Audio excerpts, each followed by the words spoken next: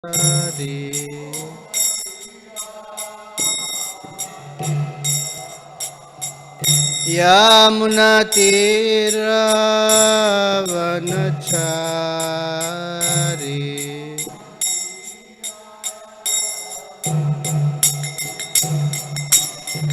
जय राधा माधव कुंज विहारी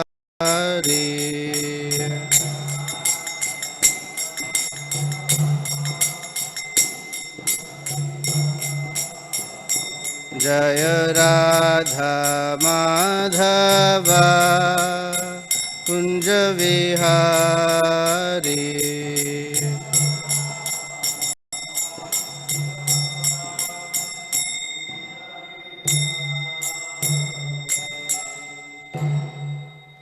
जय ओम Vishnupad Paramhans परिव्राजकाचार्य अष्टोत्तर शतश्री Shrimad divine grace ऐसी भक्ति वेदांत स्वामी शिल प्रभुपाद की जय। अनंत कोटि वैष्णव वृंद की जय। ग्रंथराज श्रीमद् भागवतम की जय। All glories to the assembled devotees, all glories to Sri Sri Guru and Gauranga. Narayanam namaskritya naram chaiva narottamam devim saraswatim vyasam tato jayamudirayet nashtaprayeshu bhadreshu nityam bhagavata sevaya bhagavati uttamaśloke bhaktir bhavati naishtike. Om namo bhagavate vasudevaya.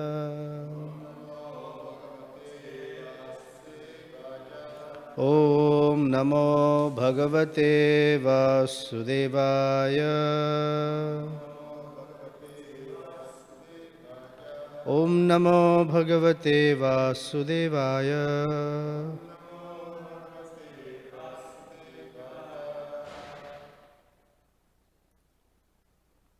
So text 69 of chapter 4, canto 9. Upayam kathayishyami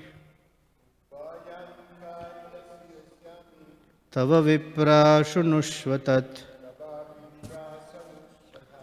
ayam hi atma bhicharaste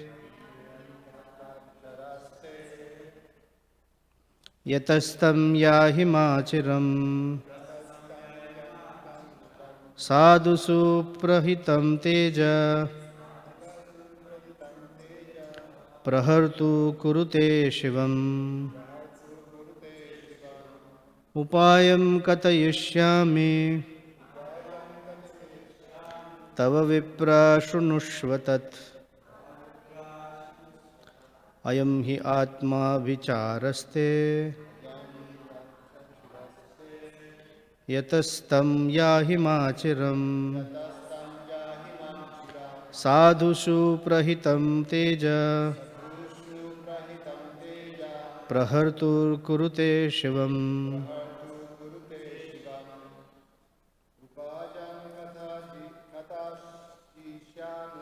Upayam kathayishyami tava viprashunushvatat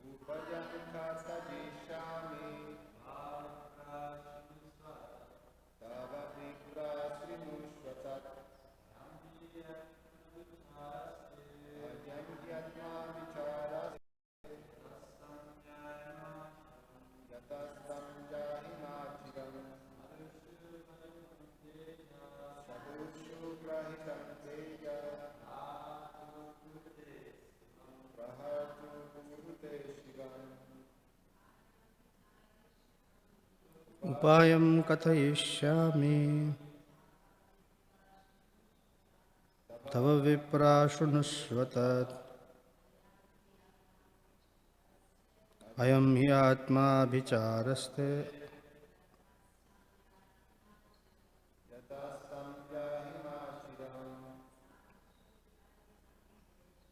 sadhushu prahitam teja prahartu kurute shivam. Upayam, the means of protection in this dangerous position. Kathayishyami, I shall speak to you. Tava, of your deliverance from this danger. Vipra, O Brahmana. Shrunushva, just hear from me. Tat, what I say. Ayam, this action taken by you. He, indeed. Atma abhicharaha, self-envy or envious of yourself. Your mind has become your enemy. Te, for you. Yataha, because of whom. Tam, to him. Maharaj Ambarisha. Yahi, immediately go. Machiram, do not wait even a moment. Sadhushu, unto devotees. Prahitam, applied. Tejaha, power. Prahartuhu, of the executor. Kurute, does. Ashivam, inauspiciousness. Translation and purport by Srila Prabhupada ki Jai. O Brahmana, let me now advise you for your own protection. Please hear from me. By offending Maharaj Ambarisha, you have acted with self-envy. Therefore, you should go to him immediately without a delay. One's so-called prowess, when employed against the devotee, certainly harms he who employs it. Thus, it is the subject, not the object, who is harmed. You're not getting sound upstairs? What's wrong? Do you know? Because you're usually in the Tulsi service, right? And you hear from here. No volume? Just started. Purport. A Vaishnava is always an object of envy for non-devotees, even when the non-devotee happens to be his father. To give a practical example, Hiranyakashipu was envious of Prahlad Maharaj, but this envy of the devotee was harmful to Hiranyakashipu, not to Prahlad. Every action taken by Hiranyakashipu against his son Prahlad Maharaj was taken very seriously by the Supreme Personality of Godhead. And this one, Hiranyakashipu, was on the verge of killing Prahlad. The Lord personally appeared and killed Hiranyakashipu. Service to a Vaishnava gradually accumulates and becomes an asset for the devotee. Similarly, harmful activities directed against the devotee gradually become the ultimate cause of the performer's fall down. Even such a great Brahmana and mystic yogi as Durvasa was in a most dangerous situation because of his offense at the lotus feet of Maharaj Ambarisha, a pure devotee. Om Ajnanatimirandasya Gyananjana Shalakaya Chakshurunmilitam Yena Tasmai Shri Gurave Namaha Shri Chaitanya Manobhishtam Sthapitam Yena Bhutale Swayam Rupa Kada Mahyam Dadati Swapadantikam Vancha Kalpatarubhyascha Kripa Sindhubhya Evacha Patitanam Pavanebhyo Vaishnavebhyo Namo Namaha Shri Krishna Chaitanya Prabhu Nityananda Shri Advaita Gadadhara Shivasadi Gaura Bhakta Vrinda Hare Krishna Krishna Krishna Hare Hare Hare Rama Rama Rama Hare Hare.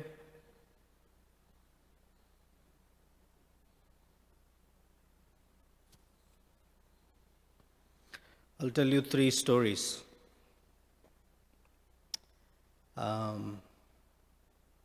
The first story is in Vrindavan, and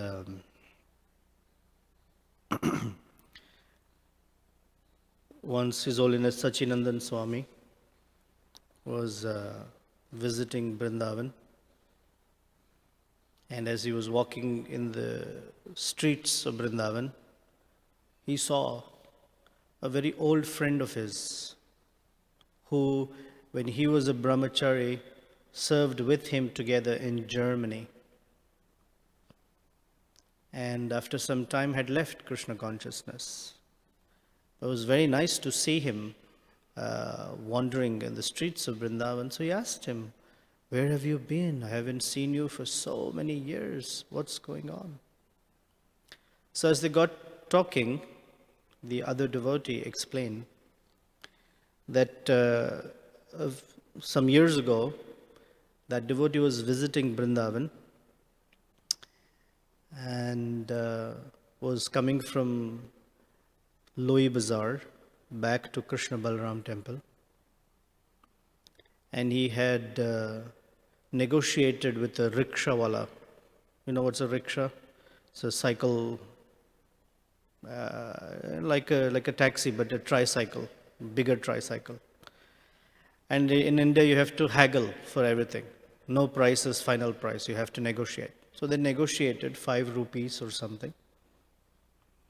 So when he came to Krishna Balaram temple, the rickshawala asked for 10 or 15 or something. And he said, "No, we negotiated. You asked for 5. And the guy said, "No, I want 10. And there was a little skirmish between the two.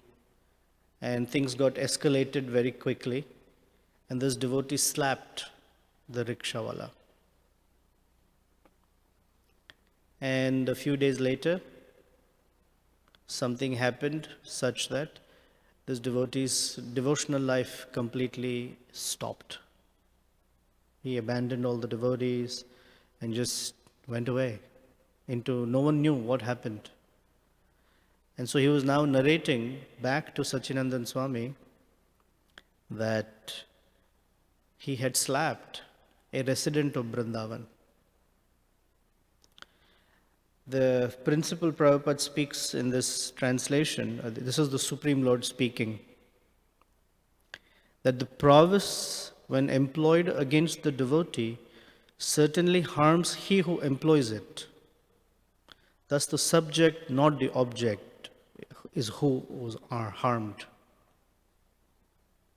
So generally when is the perpetrator and there is a victim, it is understood that the victim suffers when the perpetrator perpetrates something. In the case of a devotee, when the devotee is the supposed victim, it is the perpetrator who suffers more. That's the principle. In 2001, we went for Vrindavan Yatra. This is 2001, I think, or it may have been 2007. I can't remember. 2007 seems more appropriate. Yeah, 2007. Went to Vrindavan Yatra with our spiritual master, and we were walking through Govardhan Hill, through the Govardhan Parikram. A very blissful experience. It's tiring like anything. The feet are hurting. The body is tired, and all of that fun stuff. But it's awesome to see and walk with the spiritual master. So we came to a particular place in the yatra where some local Govardhan residents, they wanted to meet with Maharaj and ask for some money, dakshina. And I don't know if you know anything about His Holiness Ramapat Swami. He's not such a, he's a very shy person. And he doesn't like getting crowded and. So he sort of deflected and walked a little to the side and kept walking, and he walks very fast. So those persons tried to pursue Maharaj for a few minutes. And Maharaj was just, not engaging in any argument or even conversation with them. He just kept looking straight, chanting Hare Krishna and walking. So we were all following. A few devotees suddenly accosted those residents of Govardhan and barricaded them away. As if that were not enough, they got into an argument with them. And in Kali Yuga, an argument very quickly escalates. So this escalated to such a level that these devotees started yelling at those residents of Govardhan very, very loudly, and almost started chasing them away with sticks. It became and it all took a few moments actually for everything to become so escalated so quickly. And the only thing I could see is my spiritual master saying like this, that he was not happy that it all got escalated like that. It was not necessary to escalate it. But anyway, it happened. And within a year after that situation, that devotee who escalated from our troop, the devotee who escalated all this, became clinically mad, and till date is still mad. Cannot practice Krishna consciousness. His anger problem has increased and become horrendous. He now lives in a room which is no more than 8 feet by 8 feet. It has been 4 years that he has not stepped out of that room, and has had severe mental issues simply from yelling and shouting and almost attacking verbally, if you will, and also trying to attack physically the residents of Govardhan. Then in 2010, we went to Jagannath Puri. And Jagannath Puri is very strict about non-Hindus coming into the temple. Not just one, many temples are like that in Jagannath Puri area. Jagannath temples like that, Gundicha temples like that, and there is another temple called Alarnath. Alarnath is the temple or the deity that Chaitanya Mahaprabhu would go and reside near the area when Jagannath was after Snan Yatra, because you cannot see Jagannath. He gets sick at that time, and so no darshan. So Chaitanya Mahaprabhu would reside at Alarnath, very beautiful deity. And in fact, if you enter the temple of Alarnath, you can come as close as you can come to Prabhupada standing. It's that close you can get to. And he's called Alarnath because originally his name was Alwarnath. The Alwars from South India used to worship him. It's a 400 form of Narayana. Beautiful deity. So we went to Alarnath, and I had gone in to take darshan. And as I was walking out, so there are two doors. One is right near the deity, and the other is a little far, about 15 feet away. And then the main door of the temple, it's another 15 feet away. So at this interim door, one of the pujaris had stopped Manasi Ganga and her daughter from entering. Manasi Ganga's daughter from entering, Neha. Because Neha looks apparently very Caucasian. She has blue eyes, fair skinned. So he was not sure whether she is Hindu. So at that door, there was an argument between the Pujari and Manasi Ganga Mataji. And she kept convincing him, no, no, we are Hindus. In fact, I grew up in Bengal. So she was speaking in Bengali with him, fluent Bengali. And he was like, no, no, no, this girl is not Hindu. So she said, no, no, no, she's my daughter. It's because we are North Indians, maybe we are fair skinned. She is very much Hindu. She told Neha, speak in Hindi, some words. And he was like, no, no, no, no, I know, I can tell. So I was coming out, and Manasi Ganga Mataji, in her, I guess, desperation, told me, can you please talk to this Pujari? So I'm the hero, right? By the time. So I said, sure, there's no problem I cannot solve. I talked to the Pujari and I said to him, hey, I know this girl. You should let her in. He said, no, no, no. And in a few moments, the argument escalated. It became a skirmish. And I told him, who are you to decide who can meet the Lord or not? You think you are the protector? And if you are the protector, you should know how to protect. This girl is not. Your rules are unnecessary. Your rules are all weird. If you keep the Westerners out, I can understand. It's a tradition. But she's not. And I'm telling you, she's not. The whole argument escalated.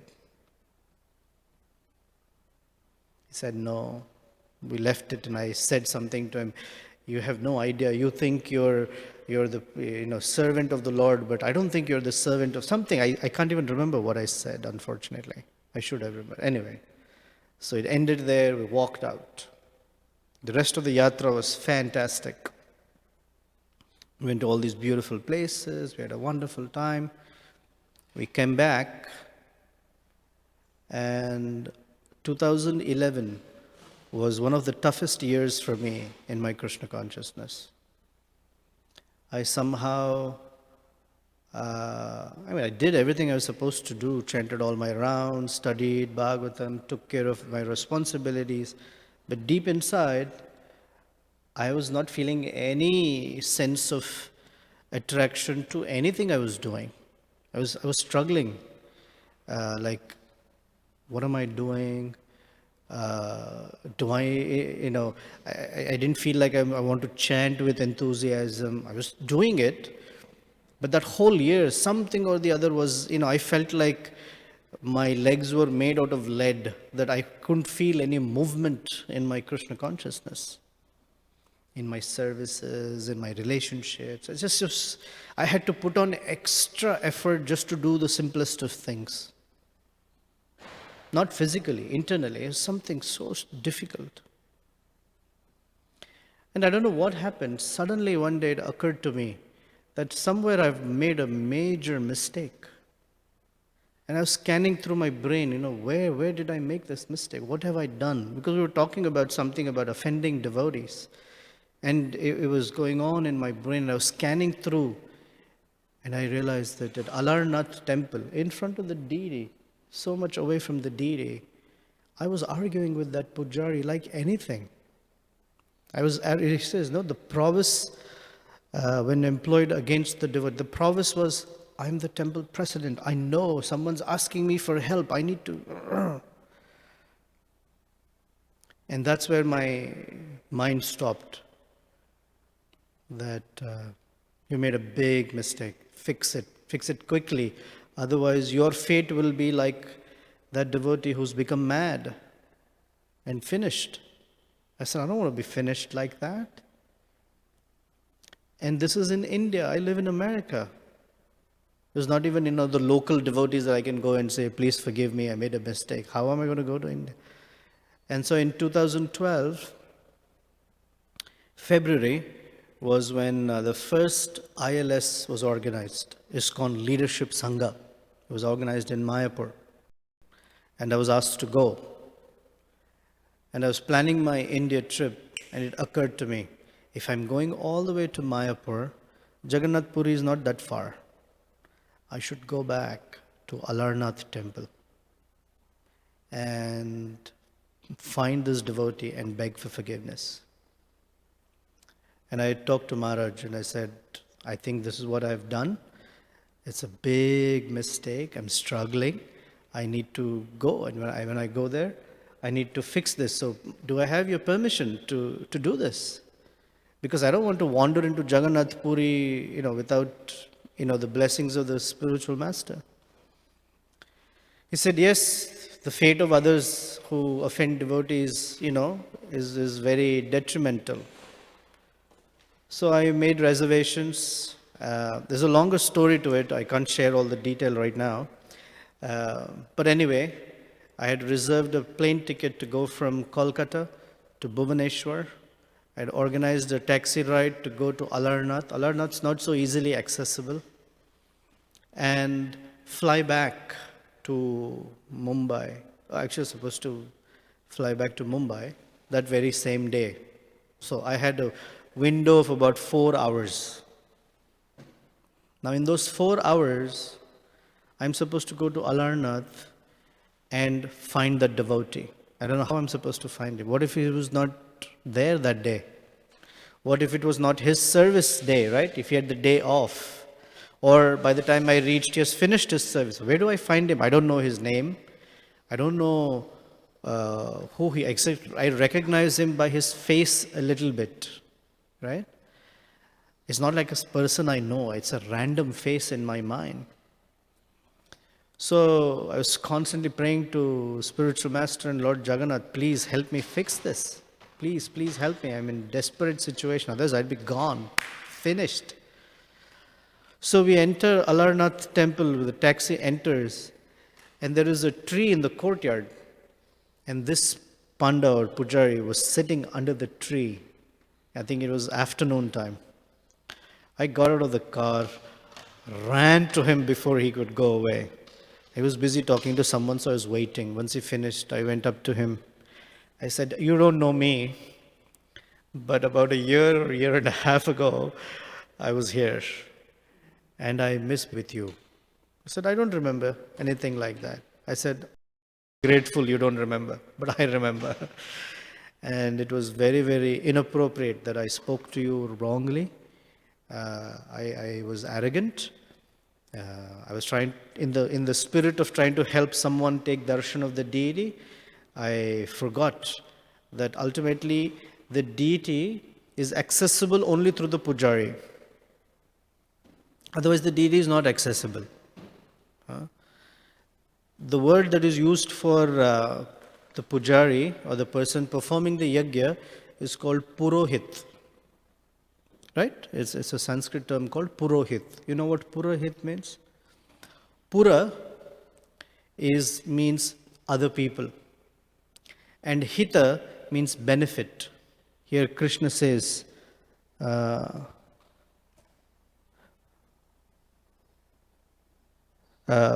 sadhusu prahitam tejaha. Prahitam, where is it? My glasses. Prahitam, applied for someone's benefit. So purahita means that person by contacting whom one gets benefited because they have access to the deity.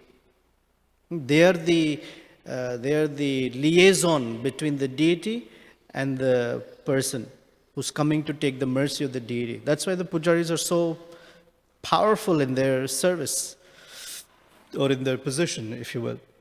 So I said, you're the access to the deity, and I forgot that. And I was thinking I'm trying to help a family, and unnecessarily I was arguing with you.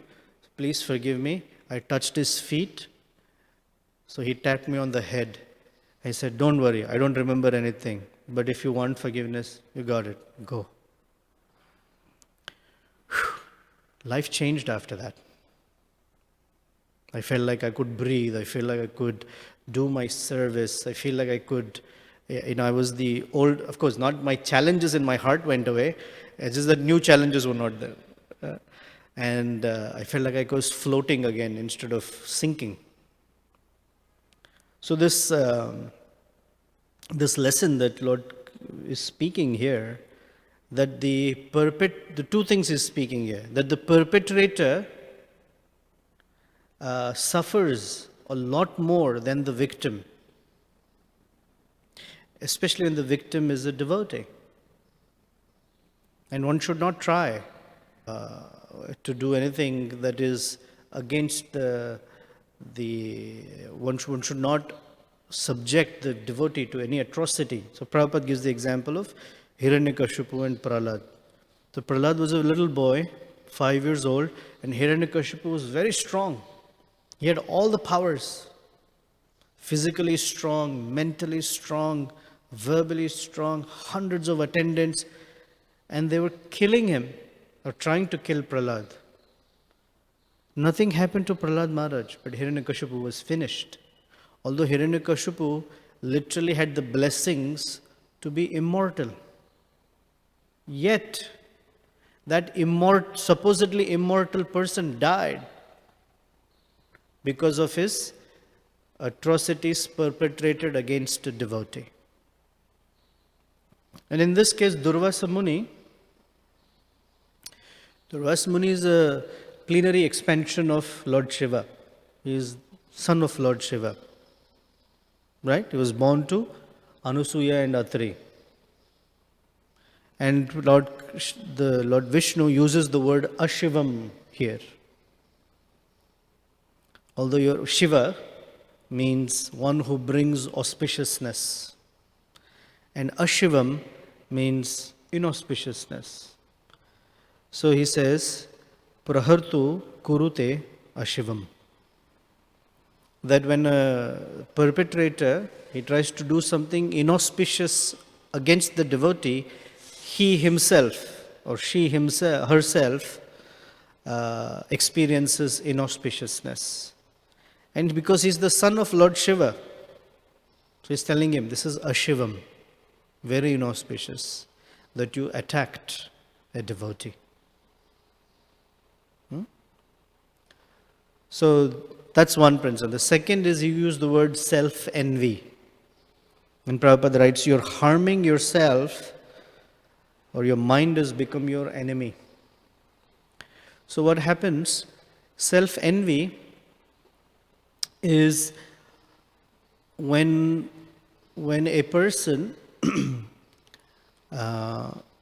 in the spirit of wanting to do something well for themselves does something that actually the consequence is more harmful to them, and they are not able to appreciate the consequence, or they are not able to see the consequence, and the harm comes back to them.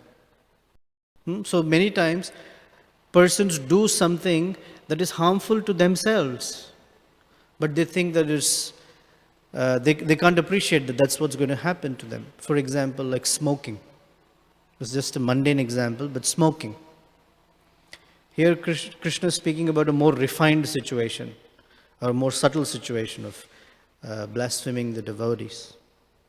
But smoking, when a person smokes, it's an act of self-envy. Because although they're doing it for their pleasure, they don't understand that they're killing themselves in the act of pleasure. This is self-envy. Similarly, in speaking with devotees, in hurting them, or doing something that's against them, we think, I'm putting myself in the rightful position, but it's hurting ourselves. So when I went there as the person, because I was asked for help, I had this argument against a Vaishnava. Thankfully, I didn't say bad words or beat him up, but just the argument was totally unnecessary. I could have just said, when I think back, I could have said to that devotee, Prabhuji, please let her take darshan. She's definitely from a Hindu family. And if he had said no, I said, you're the person who knows. Unfortunate that, I should have had more conversations with the family and saying, don't try to fight a system that is not in your hand. If you get darshan, great. If you're not, then, you have to take it as Krishna's arrangement. I went and argued with him unnecessarily. You don't know anything. What do you think you know? Thankfully, some protection of Krishna, that I didn't escalate into saying something nasty or, making it worse for myself. It's a great protection, thankfully. Otherwise, I would not be here today. I'd be in some lost place where people would say, he was here, but now he's gone case, blooped or something, he's offended. We don't know. So that's the principle being spoken. So there are two statements. Prabhupada says, service to a Vaishnava gradually accumulates and becomes an asset for the devotee. So Vaishnava Seva, he says, gradually becomes accumulated. The reason, my understanding of why it says gradually, is because we don't serve the Vaishnavas in the beginning very consciously. We serve unconsciously in one sense. It's called, what Sukruti? Agyata Sukruti. That Agyata Sukruti accumulates into wanting to serve the devotees consciously and deliberately. That is Jnata Sukruti. And that Sukruti is always the protection. However big mistakes one might make, because there is the asset of accumulated piety, bhakti piety, of serving the devotees, it always protects. Even if there is a mistake, even on the royal road of good intentions, there are accidents.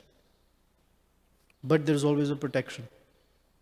And then Prabhupada gives the corollary of it. Similarly, harmful activities directed against the devotee gradually become the ultimate cause of the performer's fall down. Shishupal was allowed 100 offenses. When Shishupal was born, there was this voice in the sky that Krishna will kill him. So his mother, who was Krishna's aunt, came crying to him. My son, you're my nephew, he's your cousin. If he says you're going to kill him, please do something. Krishna says 100 offenses I will forgive. So it's said that previously Shishupal, he would offend Krishna and say things almost 99 times and then be quiet. And then everyone will become agitated. But then he knew, after 99 I got to keep quiet, because 100 means I'm done. But in the Rajasuya Yajna, when Krishna was asked to be the president or the chief guest of honor for the Rajasuya Yajna, Shishupal lost it. And here's what happened. It says, similarly, harmful activities directed against the devotee gradually become the ultimate. So gradually. So he was all collecting it nicely. So this time, when he was saying all the horrendous things against Krishna, he lost count.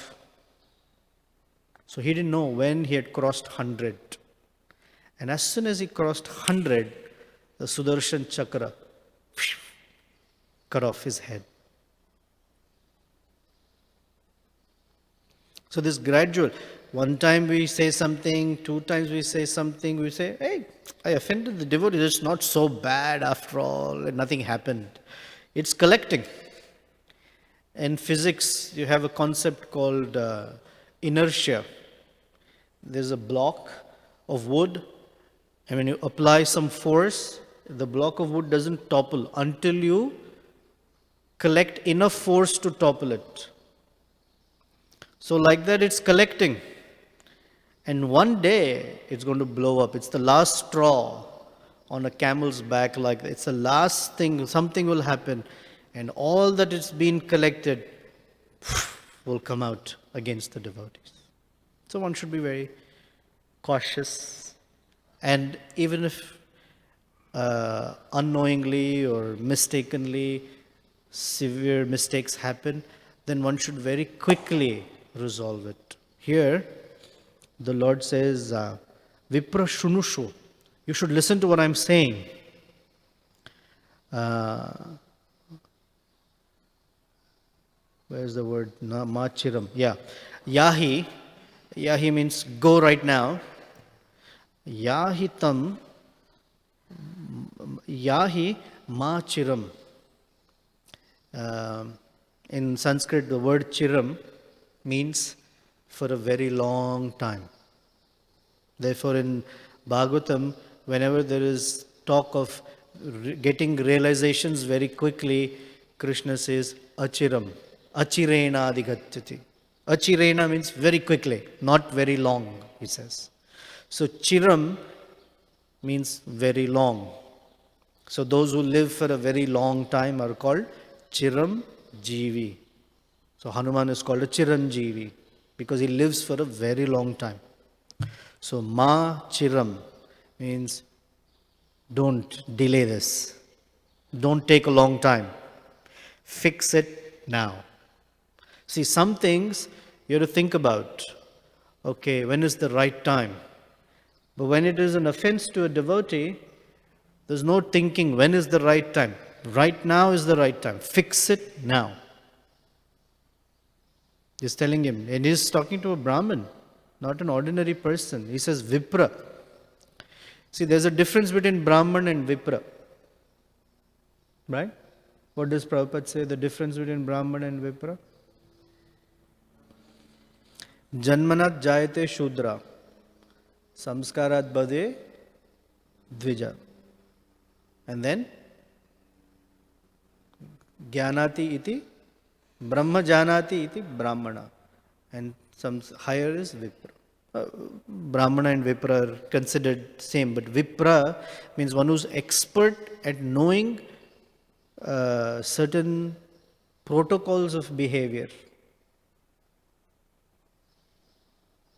He says, you know what's the right thing to do. And the right thing is, don't delay, go right now to Ambarish Maharaj and fix it. So that's the solution. Any comments, questions, suggestions? Yeah, Subal bro.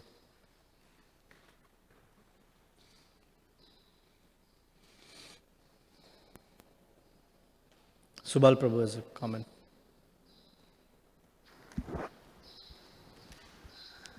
Thank you, Prabhu.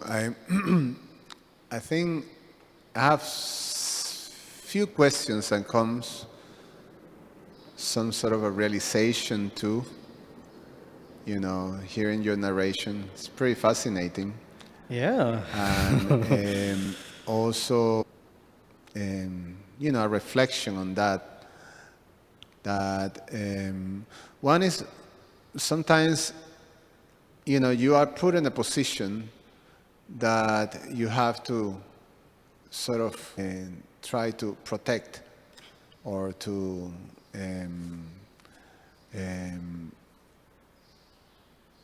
when it may appear that someone is actually doing something to a devotee that you have a relationship and you are propelled to protect. So and in this situation is by other, it could be by another Vaishnava or another. So obviously your message is that you have to be very careful and very even. But in one sense you have to be able to recognize and draw that line, if you can comment about that one thing, let me just say the other one.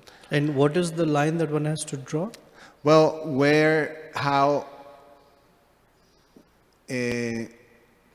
how much you have to, ascertain that type of protection, or or how you recognize that it's actually required to set the things straight. Like for example, you tried that time, some injustice was done, the family were in distress, they wanted to take darshan of the deities, and obviously the pujari may have been, blinded towards that type of thing. So, it was not a just thing, and you were trying to put it straight, I thought I was, but I should have seen it in a different way, which I didn't. I got carried away by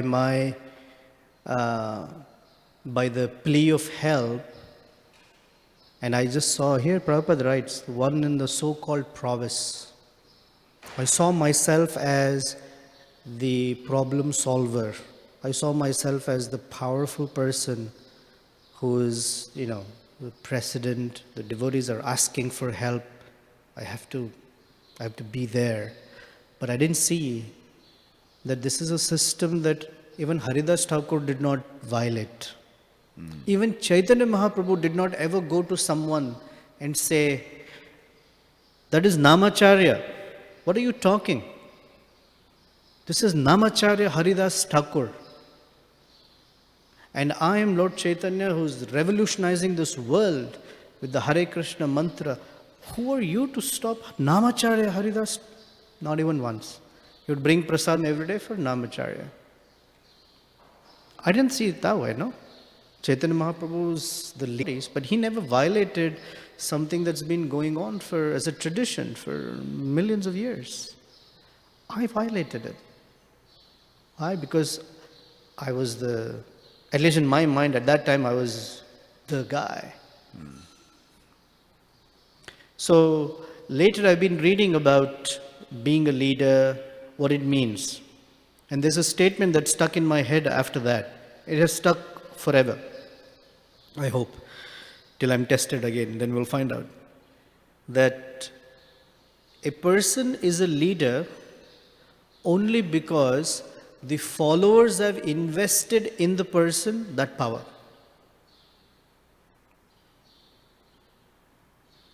If the followers withdraw that power from the leader, he's not a leader anymore, he or she is not a leader anymore. Let's take, I was the temple president previously. If all the devotees in the community said, whatever man, we don't care. And if I tell someone, okay guys, new service, we need to do this, and they say, talk to the wall, nothing would happen. Nothing would happen. I can shout till the cows come home and say, I'm the president, everyone should follow what I say, and they'll like, and walk away. What will I do? It's the power the followers invest in the person that makes the person the leader. That's as simple as it. And if the followers withdraw the power, they're gone. And therefore the leaders have to serve the persons so they can feel confident, I can invest into this person as my temple president, and they will follow along. So I got, Manasi Ganga Mataji is begging and pleading, and here I come. Hey, what do you know? Who are you? And the deity is right there. It's not like, somewhere, of course deity is everywhere, but right in front of like literally under the nose of the deity is arguing with this guy. I should have just said, Mataji, or just, can you try, please let her in. No, Mataji, I tried. What Chaitanya Mahaprabhu didn't change, who am I to change, right? I could have said, if you are having concern, take it to Guru Maharaj, just sitting right there. He's our leader. Please. No, I jumped in. The prowess, one so-called prowess.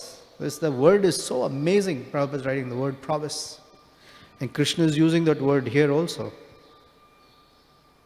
Well, I can't find it, but the power, he says. Yeah. I was just thinking, like I'm avoiding going to New York because it fumes me if I hear something that is being said about my Guru Maharaj. You're going to New York? No, I'm avoiding thinking like that. Because if I come across with something like that, then I won't know if I contain myself. So, and this is things that I've been saying, but Vaishnavas of different, ranks, Obviously, I'll be more cautious, with Srimad Swami's God brothers. But, I'm still, because it makes me upset. So that's the part that I'm thinking, I mean, obviously your message is, your realization, be very cautious, If it's not our service and we can't change it, and we have not been empowered to do so, we can't do so.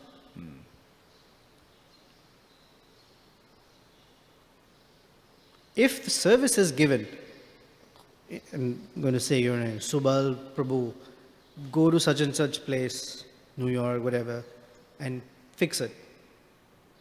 And then you say something that says, this is not correct, blah, blah, blah, you're protected.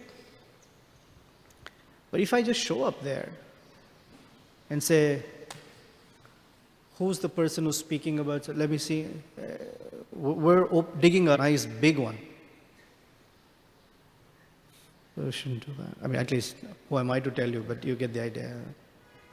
I'm not saying that you're digging your grave, that's not my point. The point is, I'm talking from my side. That we, as a principle, I'm speaking that uncalled for. Now, among peers within the family, we shouldn't think, oh, it's not my service, I can't say this. If I see something, I shouldn't say. Then that is disservice.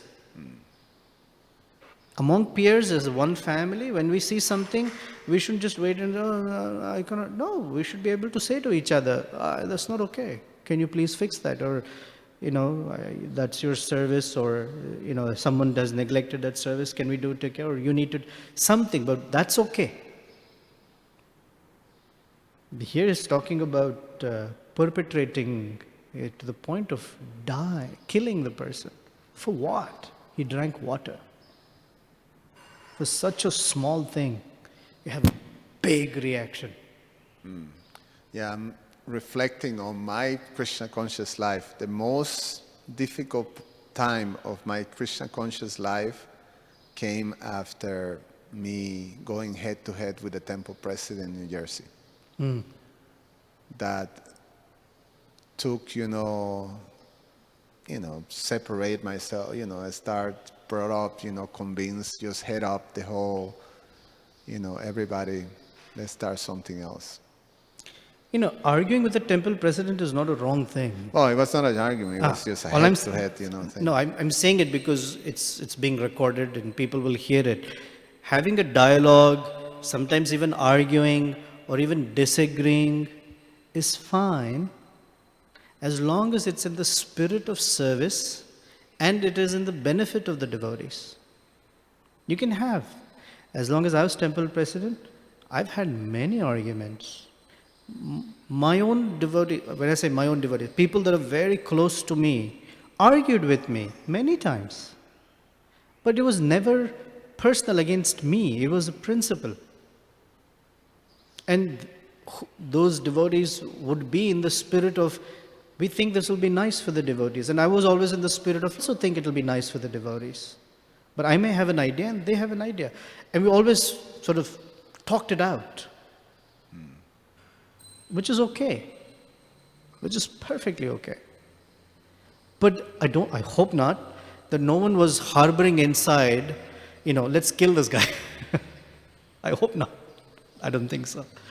But I get the idea. Then it is a big thing. Or if in my mind I harbor against some devotee, very young, new, you don't mess with me as the temple president, I'm going to finish you. Then I'm done. Kishore, you're watching. And they would finish me. Anyway, I'm going to follow you. I don't think I ever had the conscientious coming to this devotee, although we have a wonderful relationship, to actually ask for forgiveness. I do it. Okay. Thank you. Yeah, we may not think of killing someone, but there's some, we harbor, not we, but one may harbor, something happens to them. No, we should be careful. All right, anything else? Oh, Krishna Mataji.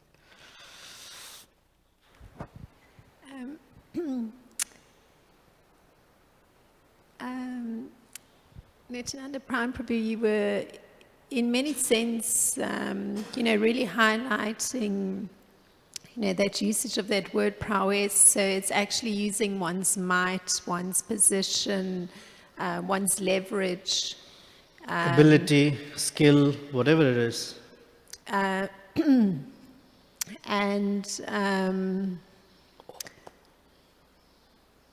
so, of course, the story, the very personal story you recounted,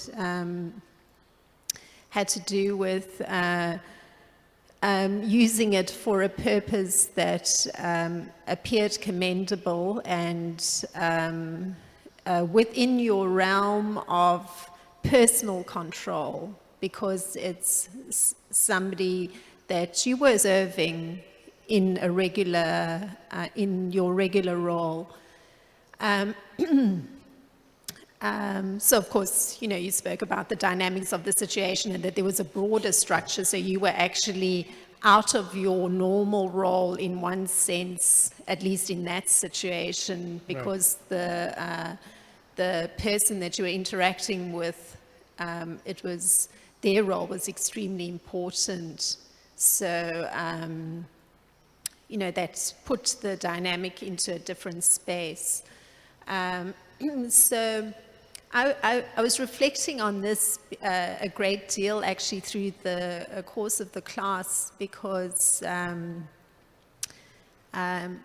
have found myself in a situation, one time where a person employed prowess, leverage, position, and it appeared to be for a commendable purpose. It appeared, and I'm sure at least from that person's point of view and how it was expressed, because I explored it subsequently.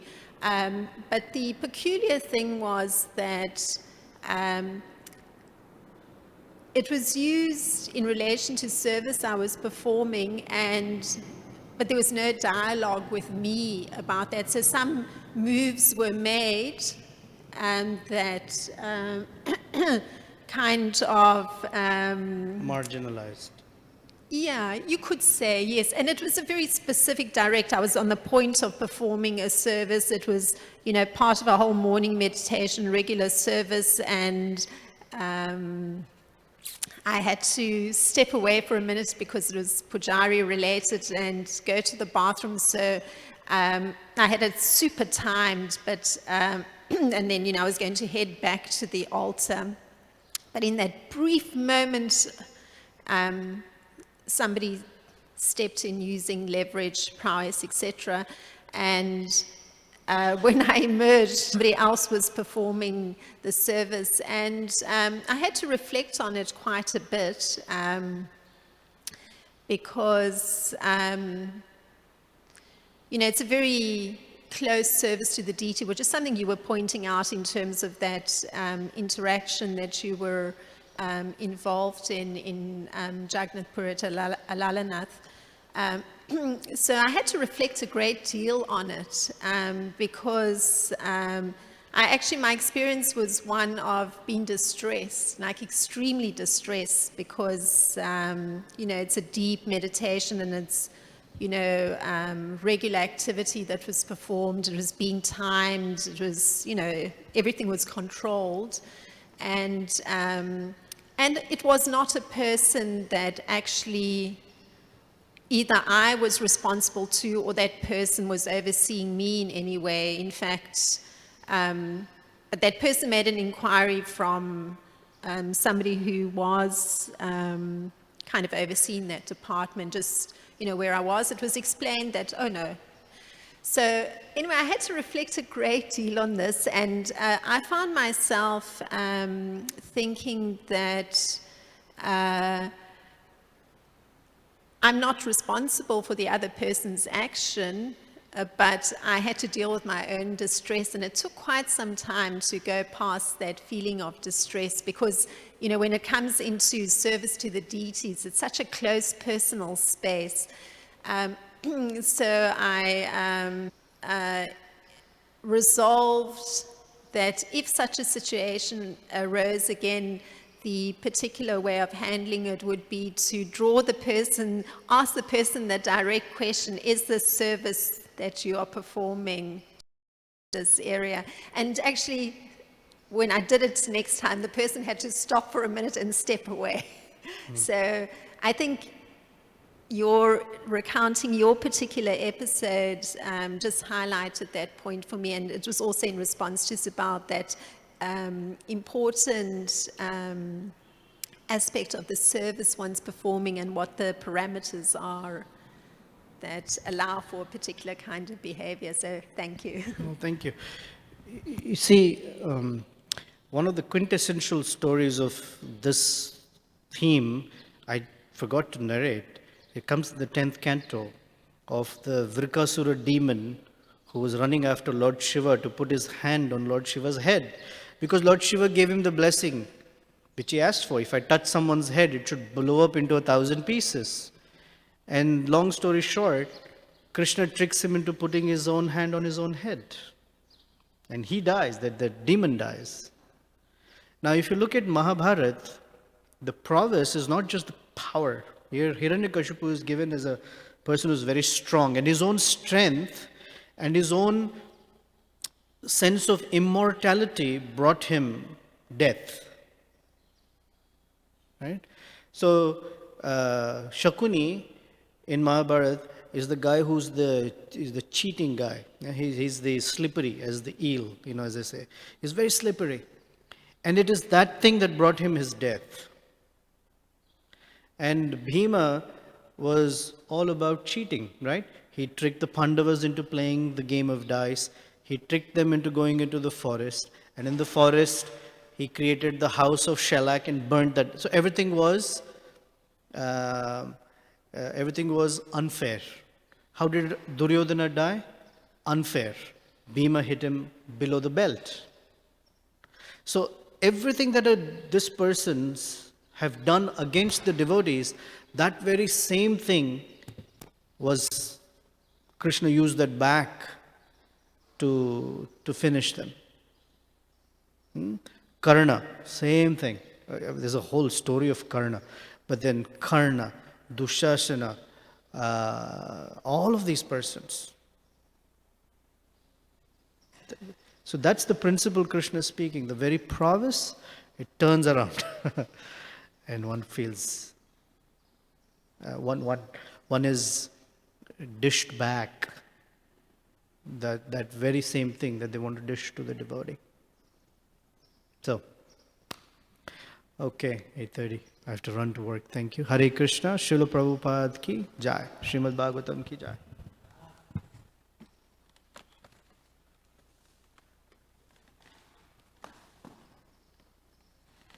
Late. Actually, I was able to take darshan of Alalanath, but yeah, we have to give 100 rupees back in time. Then. Oh my God.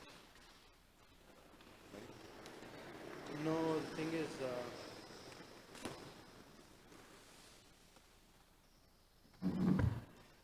what's his name? Nityananda Prabhu is landing in 1 or 2 days.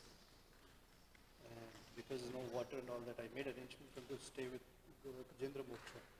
Gajendra Moksha just texted this time. His father is in a serious condition, so Gajendra Moksha is going away to India. There's no place for him to stay.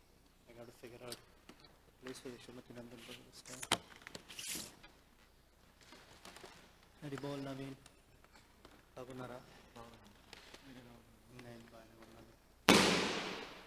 1.